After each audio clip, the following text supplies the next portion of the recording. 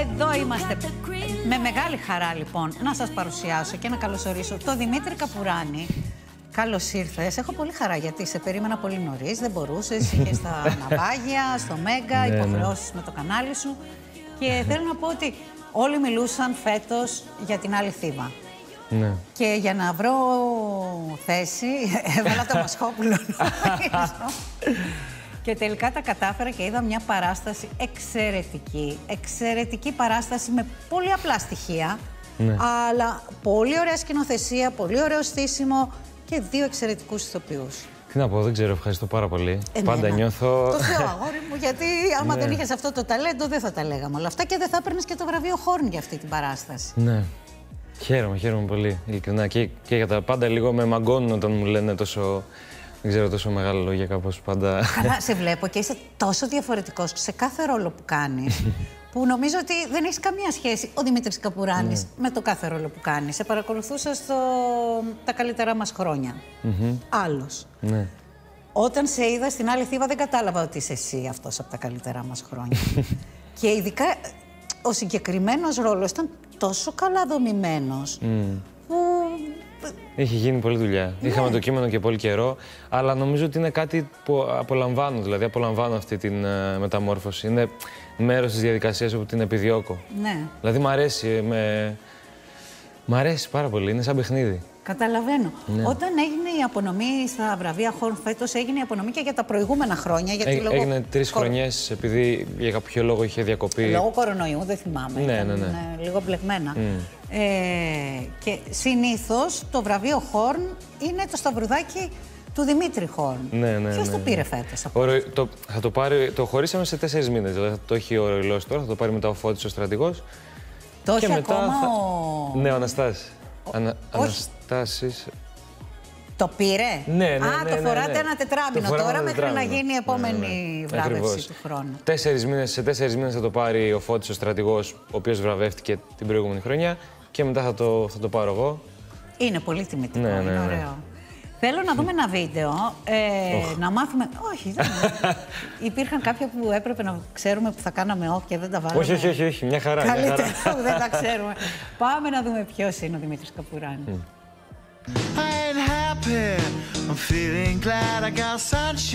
Το πρώτο που προσέχεις μετά το ανέμελο χαμόγελό του είναι η ατίθαση κόμη του. Του αρέσει ο χορός, αλλά δεν του αρέσει καθόλου ο οδοντίατρος και ποιος τον αδικεί, αλλά ούτε τα ύψη.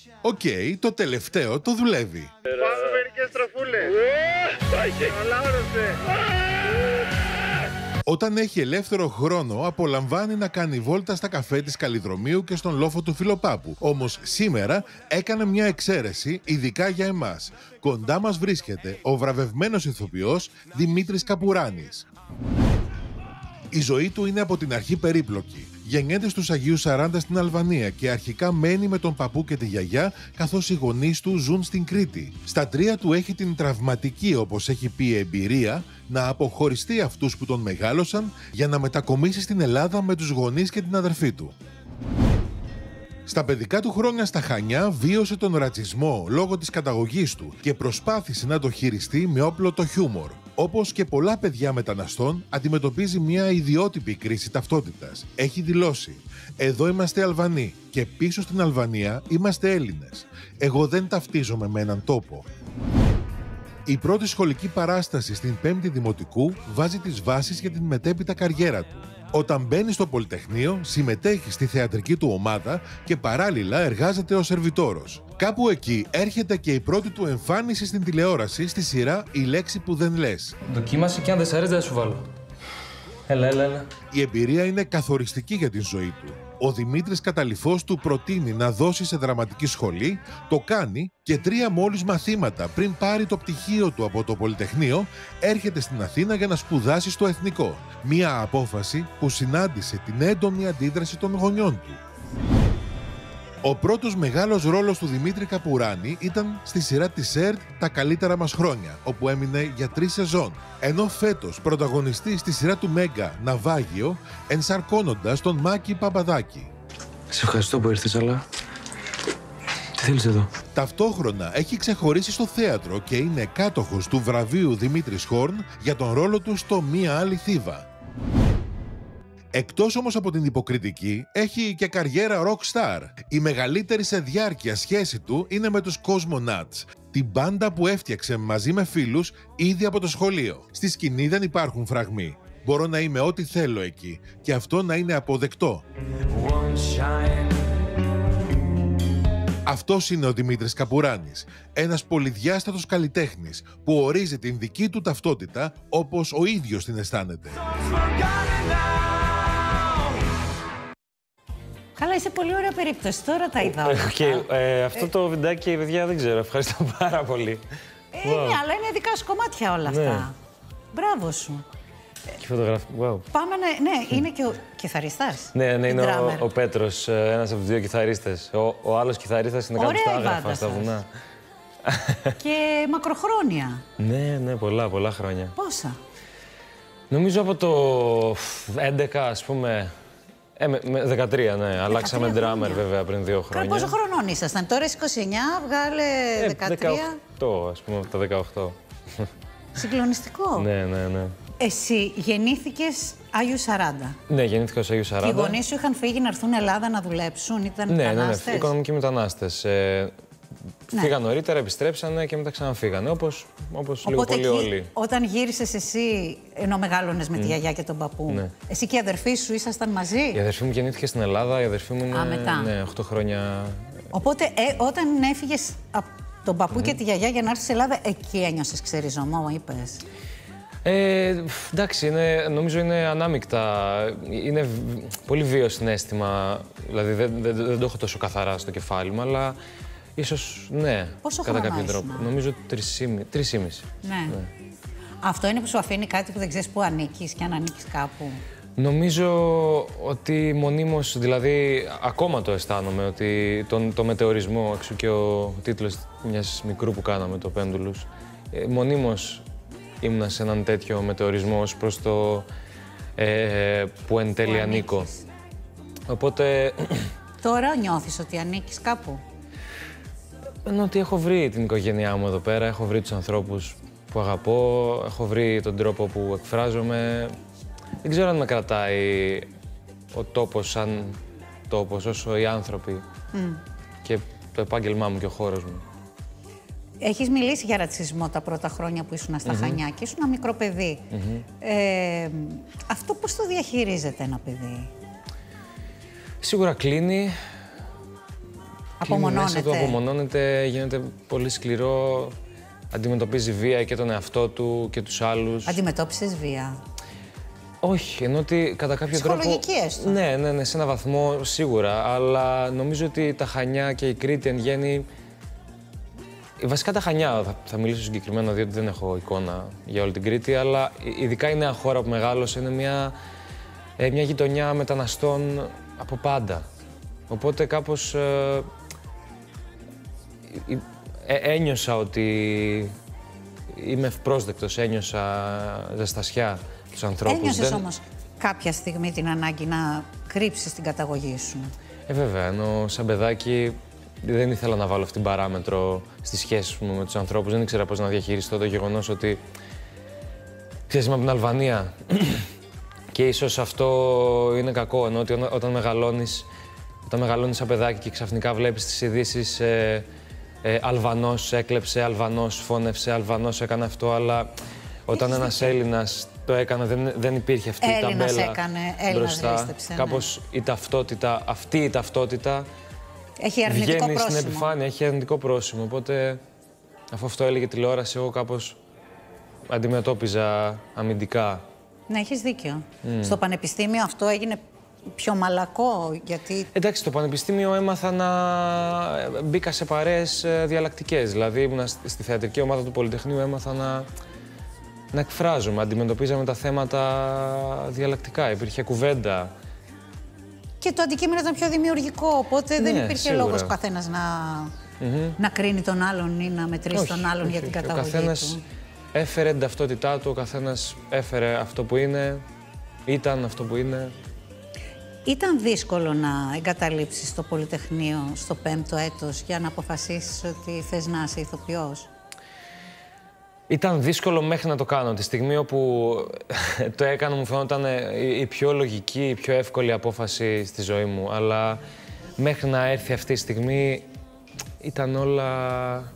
Ήταν δύσκολο, ήταν πολύ δύσκολο να πάρω μια τόσο... Οι γονείς σου?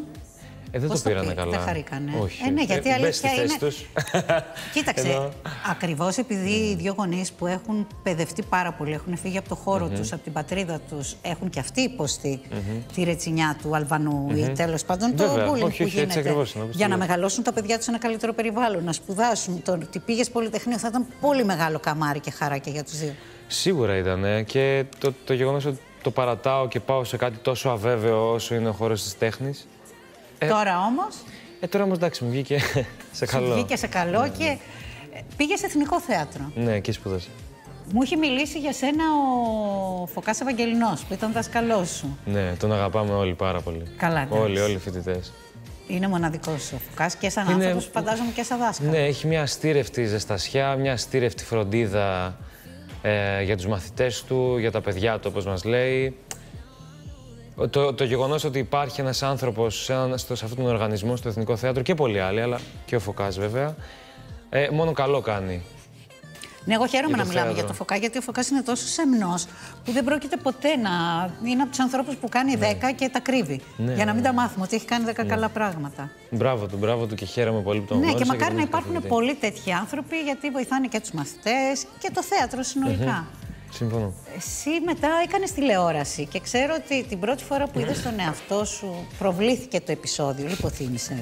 Όχι, ήμασταν σε μια αίθουσα στο Πνευματικό Κέντρο στα Χανιά και θυμάμαι ότι το πρώτο πλάνο, στη λέξη που δεν λες, του Παπαδουλάκη, το πρώτο πλάνο μου ήταν...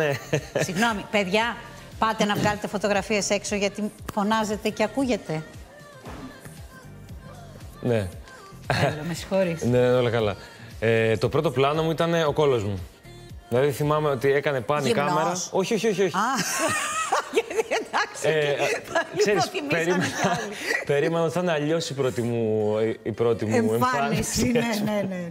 Οπότε με το που βλέπω τον εαυτό μου, ακόμα και τα ρούχα μου ουσιαστικά, με θυμάμαι να συμβαίνει αυτό στην καρέκλα. Δηλαδή, έσβησα. Ναι, ήταν πολύ δύσκολο. Πολύ δύσκολο. Γιατί, δεν το καταλαβαίνω. Πώς βλέπεις τον εαυτό σου στην τηλεόραση καλά, και εγώ όταν είδα τον εαυτό μου πρώτη φορά. Είναι ότι δεν έχεις τον έλεγχο. Ξαφνικά βλέπεις ότι, προβάλλεται αυτή τη στιγμή κάτι που δεν έχεις εγκρίνει, δεν έχει περάσει από τα χέρια σου.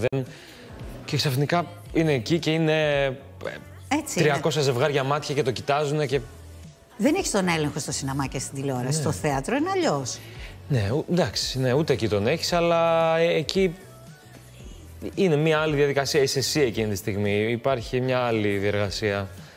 Εξοικειώθηκες με αυτό? Ναι. Φαντάζομαι ναι, γιατί τα καλύτερά μας χρόνια κράτησαν 3 χρόνια. Και πέρσι στο ναυάγιο. Ναι. Με τον οδοντίατρο εξοικειώθηκες ποτέ? Εξοικειώθηκα πλέον.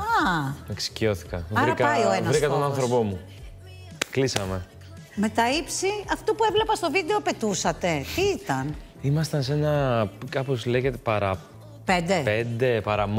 παραμότορ νομίζω. Ναι, γιατί δεν είναι. Αυτό είχε και μηχανή, ναι. Και πετούσε ένας της Red Bull κάτι αγωνιστής, οπότε ένιωθα πολύ... Α, σε συνόδευε. Ένιωθα πολύ ασφαλής. Άρα το ξεπέρασες κι αυτό. Ναι, αλλά μου έκανε τώρα κάτι οχτάρια, κάτι τέτοια και δεν έχω ξανανεύει τόσο... Ψηλά. Δεν το έχω ξανακάνει αυτό, ναι. Ωραία ιδέα. Ωραία αίσθηση μάλλον ωραία πρέπει ιδέα, να είναι. Πολύ. Ναι, ούτε εγώ έχω κάνει κάτι τέτοιο. Μακάρι να τα καταφέρω. Τι μου πες, Νίκο μου? Ναι, για τις διακοπές. Γιατί έχεις τύψεις όταν πηγαίνεις διακοπές? Ίσως είχα κάποτε. Τώρα πάει και αυτό. Νομίζω πάει και αυτό. Ίσως επειδή έχω συνηθίσει πάντα να κάνω κάτι, πάντα να ασχολούμαι με κάτι και όταν πάω διακοπές και δεν κάνω τίποτα, ίσως νιώθω ενοχικά το ότι κάτι πρέπει να κάνεις. Ναι, πολλοί άνθρωποι το έχουν αυτό. Ναι, ότι πρέπει κάτι να... είναι το σύνδρομο ότι πρέπει κάτι να κάνω για να αξίζω. Ναι, αλλιώς δεν αξίζω. Ναι. Δεν μπορώ να... Ίσως, ναι. Επίσης, για να χαλαρώσεις, το καλύτερό σου είναι η γενική καθαριότητα. Γιατί διαβάζαμε το βιογραφικό σου μέσα. Και Έχω πει κάτι τέτοιο, Έχεις πει κάτι τέτοιο και πάμε όλες. Ένα σπίτι μας να χαλαρώσεις. Χρειαζόμαστε λίγη καθαριότητα. Η αλήθεια είναι ότι με χαλαρώνει όταν καθαρίζω. Βασικά, με χαλαρώνει αφού καθαρίσω. Δηλαδή, το ότι έχω τελειώσει, έχω καθαρίσει, βλέπω το σπίτι, μυρωδάτο, τακτοποιημένο και λέω: OK, εδώ είμαστε. Συνήθως το σπίτι στο κρατάς τακτικό ή είναι κάτι που φτάνει στο χαμό? Μια χαρά. Αλήθεια. Με δω συγκατοίκους, βέβαια. Μια χαρά, μια χαρά. Ποιος είναι πιο δύσκολος στη συγκατοίκηση? Και στα βουνά τώρα Αυτός που λείπει. Πώς είναι να ζεις με 3 άντρες? Ενώ 3 άντρες συνήθως δεν έχετε μάθει να τακτοποιείτε τα πράγματα. Μια χαρά. Κι όμως είμαστε πολύ καθαροί, πολύ τακτοποιημένοι. Πολύ, μια χαρά, ναι. Αλήθεια, Έχετε βρει αλήθεια, τις ισορροπίες. Όχι, εντάξει, το πιστεύω. Έχετε βρει τις ισορροπίες. Βέβαια, βέβαια. Όταν δεν κάνεις θέατρο, όταν δεν κάνεις γυρίσματα, όταν δεν είσαι με την πάντα σου να γράφεις τραγούδια, τι κάνεις? Νομίζω όταν δεν υπάρχουν όλα αυτά και είμαι κάπου ήρεμα, είτε θα διαβάσω κάποιο βιβλίο, θα διαβάζω κάποιο σενάριο για κάποια επόμενη δουλειά. Γράφεις και σενάρια, ξέρω, για Ναι. μικρομίκους. Τελευταία έχω και αυτήν την ασχολία. Το έχω χόμπι, προσπαθώ να το κάνω λίγο πιο εμπεριστατωμένα, πιο επαγγελματικά, ας πούμε. Να σου κάνει Ναι, Κατερίνα γράφω. Μπέη σεμινάρια. Ναι. Η σεναριογράφος του... Με έχει συμβουλεύσει πολλές φορές. Η οποία Κατερίνα Μπέη, εκτός από τα ευτυχισμένα χρόνια, τώρα γράφει και τον Καζατζίδη. Ναι, το υπάρχω. Και στον Καζατζίδη. Τι είπα, δεν είπα τα καλύτερά μας χρόνια? Τα ευτυχισμένα χρόνια, αλλά να σου πω κάτι. Άλλη σειρά. Μια χαρά. Ναι. Στον Καζατζίδη κάνεις τον Γιώργο Λιάννη. Κάνω τον Γιώργο Λιάννη, ναι. Ο Γιώργος Λιάννης ήταν φίλος του Καζατζίδη. Ήταν πολύ φίλος, ήταν κάτι παραπάνω από φίλος. Ήταν σύμβουλός του, ήταν πολλά πράγματα για το Καζατζίδη. Ήταν πολύ πιο μικρός από τον Καζατζίδη, δεν είναι? Νομίζω ότι νομίζω τον γνώρισε στα 29 του. Και όταν ο Λιάννης ήταν στα 29, το Καζατζίδης ήταν στα 40 του. Ναι. Ανυπομονούμε όλοι να δούμε αυτή τη ταινία και για τον Καζατζίδη και για όλη την παραγωγή που είναι σπουδαία. Πολύ. Πες μου λίγο για την περιοδία που θα κάνετε με την άλλη Θήβα. Μπράβο.